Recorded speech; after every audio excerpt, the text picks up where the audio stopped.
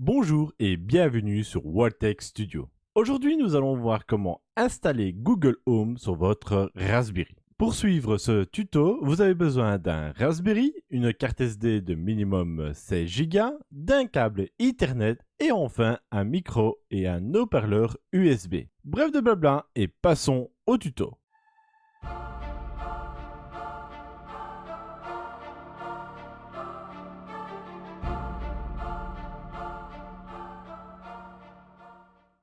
Alors, pour bien démarrer ce tuto, vous devez absolument télécharger et installer 3 logiciels.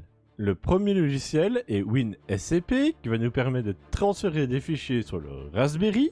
Le deuxième logiciel est PuTTY qui nous permet d'introduire des lignes de commande à distance. Et enfin, le troisième logiciel qui est Etcher qui nous permet d'installer un fichier sur votre carte SD. Une fois que les 3 logiciels sont installés, vous devez en télécharger le fichier Raspbian. Maintenant que nous avons tout cela, ouvrez évidemment Etcher, vous cliquez sur Flash from Fly, double-cliquez sur votre fichier Raspbian que vous venez de télécharger précédemment, Select Target.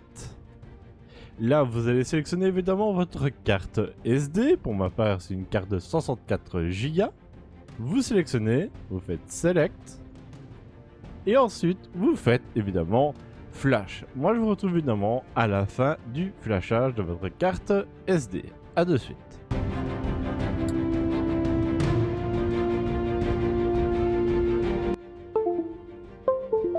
Une fois que vous avez remis votre carte SD dans votre PC, ici, il vous demande de formater, c'est pas grave, vous faites annuler, oui. Ici, pareil, vous faites annuler, et vous vous retrouvez dans le fichier boot. Vous devez faire quoi? Vous devez faire un clic droit, nouveau. Ensuite, vous avez document, texte, vous cliquez dessus. Vous prenez tout, donc vous supprimez vraiment tout, même le point .txt. Vous faites SSH, donc comme moi, en minuscule. Enter, Enter. Une fois cela fait, vous pouvez quitter la fenêtre et retirer votre carte SD de votre PC. Maintenant, vous pouvez introduire votre carte SD dans le Raspberry avec le micro, le haut-parleur, le câble Ethernet et enfin le câble HDMI. Vous pouvez maintenant, une fois que tout cela est fait, démarrer votre Raspberry.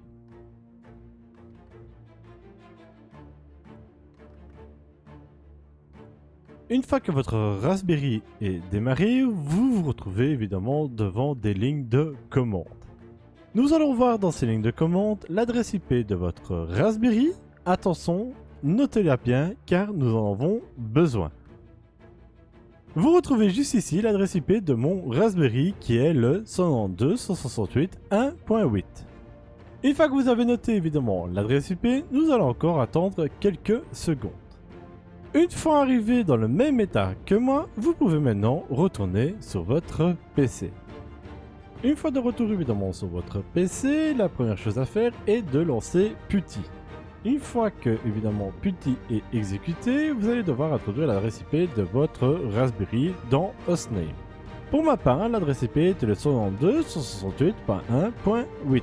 Au niveau du port, vous ne changez rien, vous laissez tout par défaut. Ensuite, vous faites Open. Vous allez recevoir un message comme celui-ci au niveau de la sécurité. Cela est tout à fait normal. Vous tapez sur oui. Vous allez maintenant rentrer un login. Le login c'est PI, donc PI, et le mot de passe est Raspberry. R-A-S-P-B-E-R-R-Y. Vous faites Enter. Et voilà, vous êtes actuellement connecté sur votre Raspberry. Nous allons maintenant rentrer la première ligne de commande qui est sudo reboot. Donc S-U-D-E espace R-E-B-O-O-T. Ensuite vous faites Enter. Et vous avez un message qui apparaît, Remote Sign, Unexpected Closed Network Connection. Ça, c'est tout à fait normal. Vous faites OK, et on va entendre quelques secondes que notre Raspberry redémarre. Une fois que le Raspberry a redémarré, vous venez ici en haut, vous faites clic droit, et vous avez ici Restart Session. Vous cliquez dessus. Il vous redemande le login, donc rien ne change, PI, donc PI, mot de passe Raspberry, Enter, et là vous êtes de nouveau sur votre Raspberry. Nous arrivons maintenant à l'exécution de mon script de l'installation automatique de Google Home sur votre Raspberry.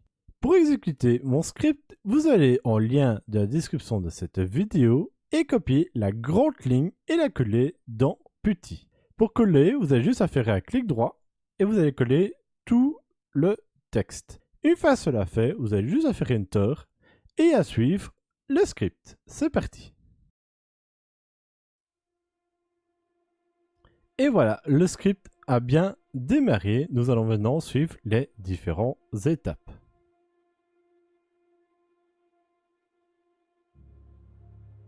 Nous arrivons à la première question qui est: avez-vous branché votre micro en USB? Pour ma part, j'ai branché mon casque avant de démarrer mon Raspberry. Donc je vais mettre oui, donc Y, Enter. Donc là, on voit à la carte numéro 1, Wireless Stereo Headset. Donc ceci est mon casque. Donc mon casque est branché sur la carte numéro 1. Une fois arrivé ici, vous allez descendre jusqu'à Card. Vous faites espace, vous mettez le chiffre 1. Pareil pour en dessous, espace chiffre 1. Attention, vous ne devez pas utiliser votre pavé numérique car ça ne fonctionnera pas. Vous devez utiliser les chiffres qui sont en haut de votre clavier. Une fois cela fait, vous faites CTRL X, Y, Enter. Et nous allons entendre la prochaine étape.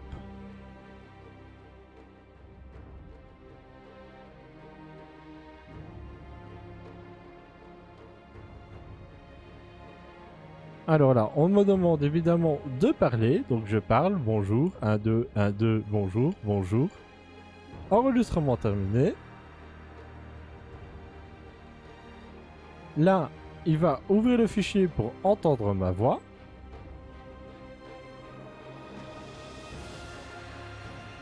Donc là, voilà, je m'entends actuellement dans mon casque.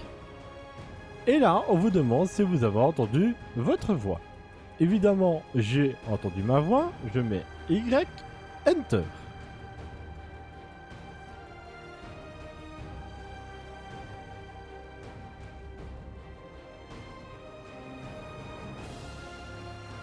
Et nous arrivons maintenant à l'étape suivante, qui nous demande configuration de Google Home via Internet.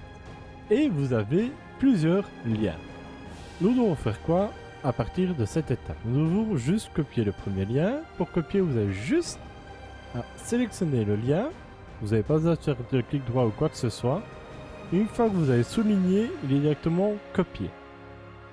Vous ouvrez évidemment une page internet. Vous faites un clic droit. Vous faites coller et accéder. Et là, on va vous demander votre compte Google. Je vais l'introduire et on se retrouve à l'étape suivante. Et une fois que vous êtes évidemment connecté, on vous demande de créer un nouveau projet. Vous faites New Project. On vous demande où vous habitez. Donc là, vous mettez oui. Il vous demande si vous voulez envoyer des mises à jour, etc. C'est à vous de faire par rapport à ce que vous voulez. Et une fois que c'est fait, vous faites Ingrid and Continue. Vous cliquez et vous attendez. On vous demande un nom de projet. Moi, je vais l'appeler Raspi Google. Une fois que c'est fait, ici, il vous demande la langue, donc French. Il vous demande la country, votre région. Moi, je vais taper juste la lettre F et je vais prendre France. Une fois ça c'est fait, vous faites Create Project. Une fois arrivé ici, vous cliquez sur Custom et vous faites ici Click Here. Donc cliquez ici. Vous attendez.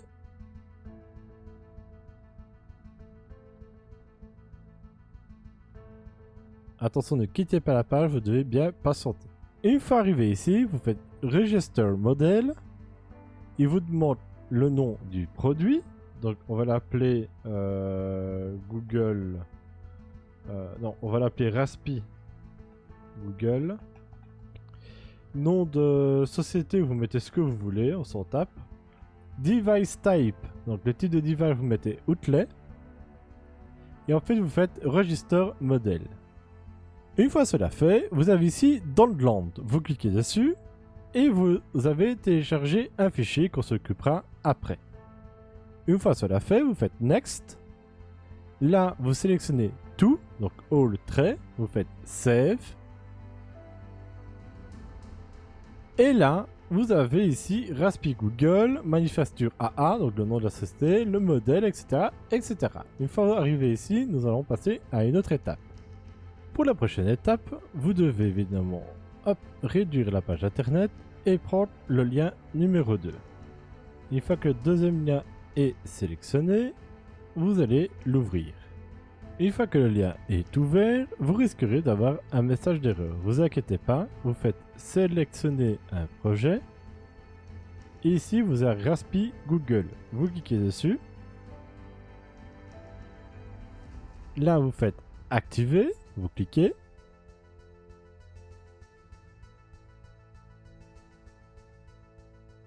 Une fois cela fait, vous cliquez ici sur Google Assistance API. Vous faites OK, vous cliquez dessus. Une fois arrivé ici, vous faites écran d'autorisation, externe, créer. Ensuite ici, sélectionnez votre adresse email, c'est l'adresse email que vous avez introduit précédemment. Vous cliquez sur la liste et vous sélectionnez votre adresse email. Une fois cela fait, vous descendez tout en bas et vous faites enregistrer. Voilà, maintenant nous pouvons passer à l'étape suivante, qui est avez-vous le fichier .json? Oui, nous l'avons bien et nous allons maintenant le modifier avant de passer à l'étape suivante. Pour modifier le fichier JSON, vous devez aller dans le dossier de téléchargement. Une fois ici, vous avez ici client secret avec plusieurs numéros. Vous faites quoi? Vous faites clic droit, renommer. Vous prenez tout, vous descendez jusqu'en dessous, vous faites supprimer, vous gardez bien le .json et vous faites Enter. Une fois cela fait, vous pouvez réduire la fenêtre et ouvrir le logiciel WinSCP. Une fois le logiciel ouvert, il vous demande le nom de l'hôte, qui est l'adresse IP de votre Raspberry. Il vous demande un nom d'utilisateur, vous mettez PI, ensuite vous avez juste à faire connexion. Vous mettez mettre à jour, vous demande évidemment le mot de passe qui est toujours Raspberry, Enter, et vous arrivez ici. Sur votre colonne de gauche, c'est ce que vous avez sur votre PC, et la colonne de droite, c'est ce qui est dans votre Raspberry. Vous prenez dans téléchargement le fichier client secret.json. Vous le prenez, vous le glissez et vous le lâchez. Une fois que le fichier est dedans, c'est qu'il a fini de télécharger le fichier. Une fois cela fait, vous pouvez quitter, vous mettez oui, et enfin vous faites Y, Enter.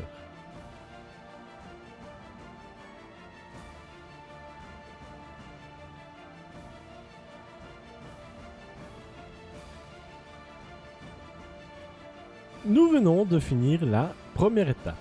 Alors, pour finir la première étape, vous allez faire une première chose, c'est faire CD, vous faites Enter. Ensuite, vous sélectionnez la première ligne, vous faites un clic droit juste en dessous, vous faites Enter. Vous copiez la deuxième ligne, vous faites un clic droit, et là, vous revenez en arrière. Et ici, vous avez votre fichier .json. Vous remplacez évidemment ce texte par le texte qui est ici. Vous faites clic droit, renommer, vous sélectionnez tout, copier. Vous venez ici, vous cliquez, vous faites un clic droit, et là, vous avez client secret.json. Une fois cela fait, vous avez juste à faire Enter. Là, il vous donne un lien internet. Bon, vous le prenez, vous descendez jusqu'à offline, donc de HTTPS jusqu'à offline. Vous ouvrez une page internet et vous collez le lien. Une fois arrivé ici, il vous demande de sélectionner votre compte. Vous prenez évidemment le compte que vous avez utilisé depuis le départ. Une fois cela fait, il va vous demander d'autoriser les projets. Vous faites autoriser.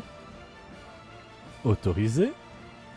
Et là, vous avez juste ici un code. Vous faites un clic droit, copier. Vous retournez ici, entrez the authorization code. Vous faites juste un clic droit, Enter. Et normalement, vous avez credential saved. Donc ça veut dire que là, on est bon. Tout est correct. Vous allez maintenant sélectionner et coller le dernier code qui est AutoScript. Vous faites Enter. Et là, vous exécutez le deuxième script qui va vous permettre de rendre automatique Google Assistance. Une fois arrivé, vous avez Dice Model ID. Et ici, il fait écrit ici. Ça fait beaucoup d'ici.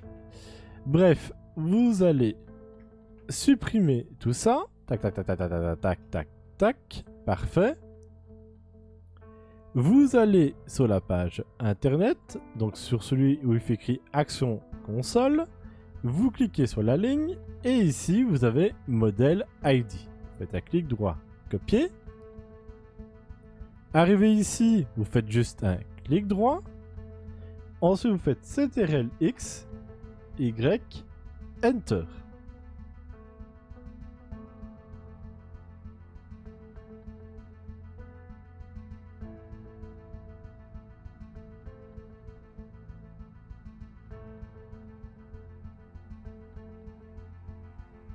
Maintenant, il vous demande de faire quelque chose. Il vous demande de copier et coller le code suivant. Donc, vous copiez et collez le code. Vous inquiétez pas s'il se lance, il n'y a pas de problème. Vous faites une flèche de haut. Là, il vous demande votre ID. Donc là, vous le connaissez. C'est celui-ci. Ensuite, vous revenez en arrière. Et vous avez ici, tac, tac, tac, tac, tac, tac, tac, tac, tac, projet ID. Donc c'est entre projet ID et c'est entre projet ID et device model ID. Là, pour trouver le projet ID, vous venez ici, vous faites projet setting et le projet ID est juste ici. Vous faites copier, clic droit, et ensuite vous avez juste à faire Enter.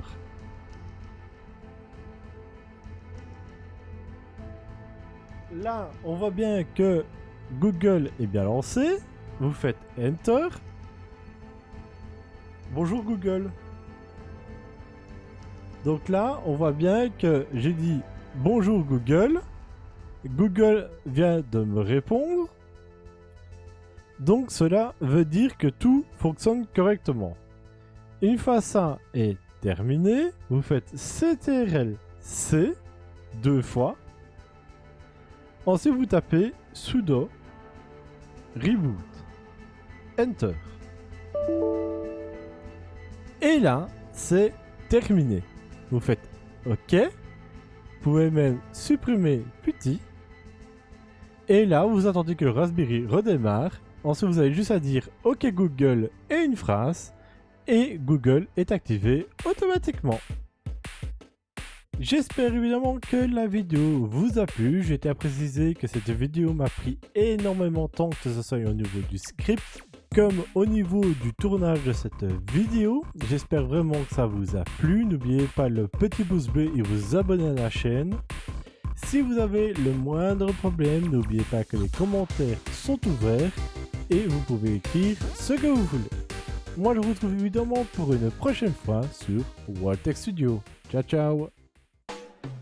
Si la vidéo vous a plu, n'oubliez pas de lâcher un petit pouce bleu et abonne-toi à la chaîne.